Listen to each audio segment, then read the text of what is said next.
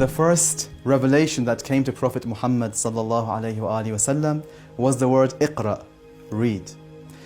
The greatest miracle of the religion of Islam is a book, the Noble Quran. This itself is enough for the world to realize the great importance and significance of reading in the religion of Islam. One of our biggest problems today, my dear brothers and sisters, is that we don't read things of substance. We spend way too much time reading things that are not important. Reading things on social media, what's this person done, what this person hasn't done, how they feel. If we spent 1/10 of the time we spend on social media reading things of substance, we'd be at a different level. Dear brothers and sisters, the ummah of Prophet Muhammad sallallahu alaihi wasallam, which is you and me, we need to be known as people of knowledge. We need to be known as people who read. The entire human race should look up to us and take inspiration from us.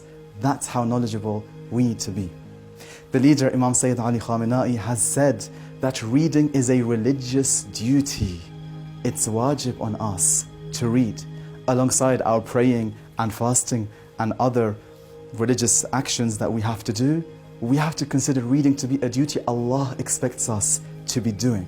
There is a book which I recently read, and I'd like to go through it with you.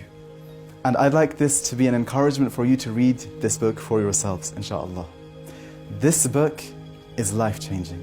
And this is the book that I'm speaking about. This book is called An Outline of Islamic Thought in the Quran. And it's by the leader, Imam Sayyid Ali Khamenei. It's a series of lectures he delivered before the Islamic Revolution, about 5 or 6 years before the revolution was successful, at a time where he couldn't have imagined in his wildest dreams that some years later the revolution would be successful. By the way, that's not my opinion. That's actually what the leader himself has said about this book many years after the revolution succeeded. Of course, I paraphrased it. So why should you go through this book? There are so many reasons why you should read this book. But I'm just going to mention a few of them so you don't get too tired. The first reason is that what this book gives is it gives an outline of the religion of Islam. The main fundamental beliefs of this religion are presented in this book. So anyone, be they Muslim or non-Muslim, who just wants to know what Islam is actually all about, this book is the book for them.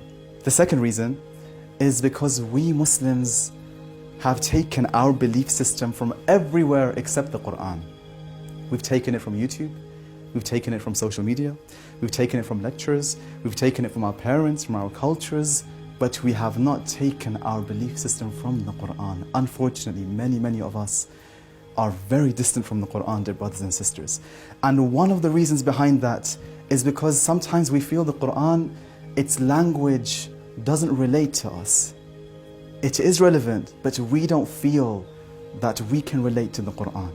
Sometimes it needs someone to explain what the Quran is saying in a way that we can understand, so that we can then go on to build a relationship with the Quran for ourselves directly. The next reason is the character and personality of the author of this book. Well, he's not exactly the author, he's the speaker, because this book was taken from a set of lectures that he delivered before the revolution.